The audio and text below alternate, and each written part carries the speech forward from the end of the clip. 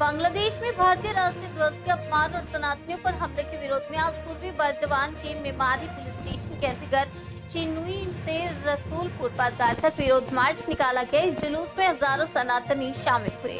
संयोगवश बांग्लादेश 52 के भाईचारा आंदोलन से लेकर 71 के मुक्ति संग्राम तक हर चीज में हमेशा भारत उनका समर्थन करता आया है, लेकिन बांग्लादेश में एक वर्ग के लोगों ने हमेशा पूरे बांग्लादेश में भारत के प्रति नफरत फैलाई है, जो अब हसीना सरकार के पतन के बाद और बड़ी हो गई है। शेख हसीना सरकार के पतन के बाद बांग्लादेश में फिलहाल अंतरिम सरकार का शासन चल रहा है।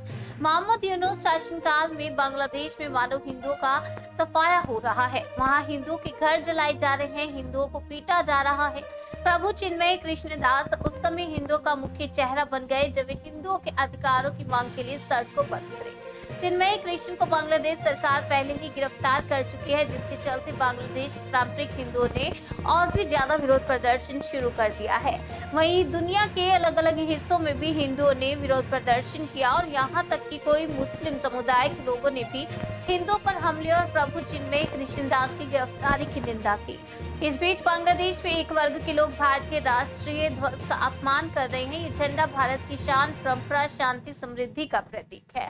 जिस झंडे को हर भारतीय अपनी मां मानता है, उसी झंडे का अपमान बांग्लादेश के कट्टरपंथियों ने किया, जिसको लेकर भारत के अलग अलग हिस्सों में विरोध का तूफान चल रहा है। मेमारी में प्रदर्शन कर रहे प्रदर्शनकारियों ने कहा कि बांग्लादेश में जिस तरह से हिंदुओं का विनाश हो रहा है, उसे रोका जाना चाहिए।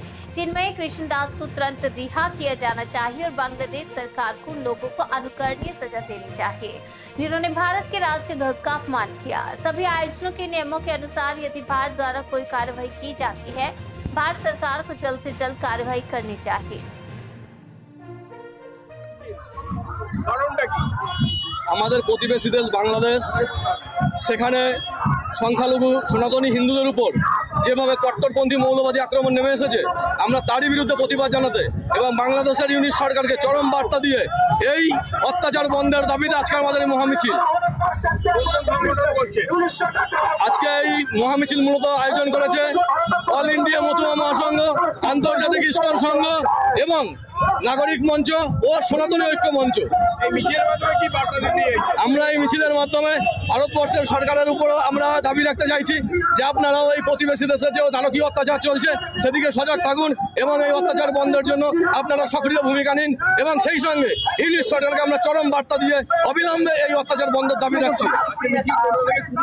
এই মিছিল চিনুই হরি মন্দির থেকে রসুলপুর বাজার অতিক্রম করে। জনরোষ আমরা আটকে রাখতে পারছি না, মানুষের স্বতঃস্ফূর্ত যে সারা, আমরা রসুলপুর বাজার ছাড়িয়ে দোলাই বাজার মোড়ের থেকে মিছিল ঘুরিয়ে আবার বাজারে নিয়ে আমরা বক্তব্য রাখবো।